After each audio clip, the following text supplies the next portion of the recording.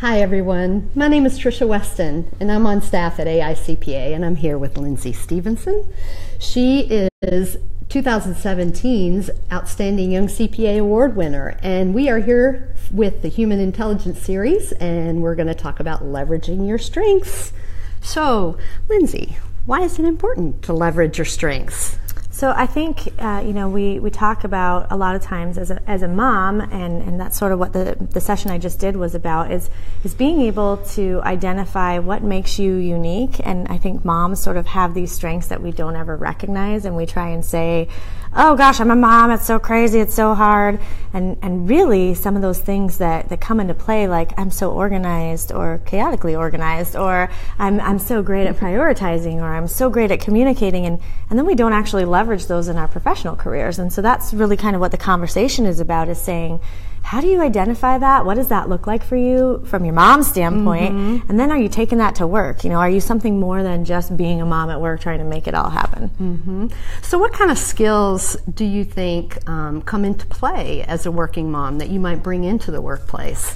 So I think it's interesting. During the session we asked that, and it was a live polling, and so we had this entire slide, and the words that popped up there were, resilience and efficiency and prioritization. Prioritization. These things that we spend hundreds of dollars going to training, trying to get those skill sets. Yeah. And it was interesting because it's free, right? Yes. Your baby is born, and then you get this free package of CPE, and you don't even realize it, right? On the job training. Right at home, right? So I think there's a lot of those skills that sort of come into play that we don't even recognize as a mom, because we are trained to say, oh, we're a mom and we have to work, and so it's hard, as opposed to we're a mom and we have all these skills. Yes. And so how are we going to go use those? Yes, exactly. So how do you bring those skills into balancing work and life? So I would call it work-life balance, but I think it's actually work-life integration. And how do you bring those skills into balancing?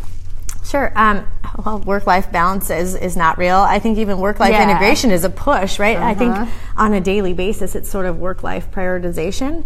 And prioritization is sort of one of those things that moms do well. And so you can actually look at your life and say, hey, right now in this minute, my son is most important. And right now in this minute, my client is most important. And right now, or 10 minutes from now, I need to be at a soccer game, and that's the most important thing. And so I think that's how we can use those skills to say, we can have it all, right? But it's going to be in the moment. So it doesn't have to be always the right balance and the right mix. It's just right now, today. Where am I at? What do I feel? And I'm okay with that. Right, right. And that spontaneity, I mean, being able to take care of anything that kind of comes your way is very important too, I think. So do you have any advice for moms who are trying to, I don't know that there is a magic bullet for sure, but I mean, I heard so much in your talk today. I thought something that was very meaningful to me personally is just trying not to let society put you in a box, and how you define success. So can you expand a little on that? Yeah, absolutely. I think for moms in our profession and in any professional profession, they are looking to say, what does society tell me I need to be while I'm here? And the automatic response is, I'm going to become that. And so today what we talked about in the session was saying, what do I really want to be? How do I want it to look for me? And how do I make that happen? And that's okay. That's okay. You don't have to fit into the box that you've been told is the box that you fit in, right? You check the box and say, I'm a mom, check. I'm a woman, check. I'm a wife, check. And so this is what your picture looks like. And instead saying, I love rock and roll music. Yes. I love to party and sing with my kids in the car like a psycho. I love to wear raincoats when it's not raining. All those things that make you an original, unique person. Being able to say, what does that look like in my world of success? Yes. I don't have to go to work at 7 o'clock in the morning and stay until 8 o'clock at night unless that's what I love. Right. And it's okay if that's you, but it doesn't have to be you. And I think that's kind of the thing that gets me fired up is, oh my gosh, you are allowed to be you. Yes. And I love it. Yeah. And it's okay that we don't have the same schedule, the same likes, the same view of success. Like, they're successful. Yeah. And I'm successful, and that's totally cool that it's a different successful picture. And we can support each other in that regard, right? You know, and I know that I would appreciate you so much more when you're your authentic self and when you bring that into work.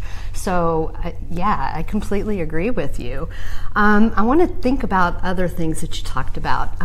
What were some of the most interesting feedback points that you got in the polls today? I think I was surprised when we talked about happiness. So one of the polling questions was, rate your happiness in your role in the workplace right now. Yes. And so it was, extremely happy, happy, neutral, unhappy, or extremely unhappy. And when I did the survey with 100 moms outside of this session, it came back where about 54% were in the happy bucket. And in our class or our group, it was only 35%. So I don't know if there was a little more honesty, a little more self-evaluation, because we were 45 minutes into the session of saying it's okay to be you. So maybe that was part of it. Yeah. But I think I was a little surprised to say, wow, like if we're being honest, only 35% of us say happy. And I think that probably isn't because our organizations or our firms aren't doing what we need them to do. I think it's because we haven't defined what happiness looks like, and so how could we possibly be there?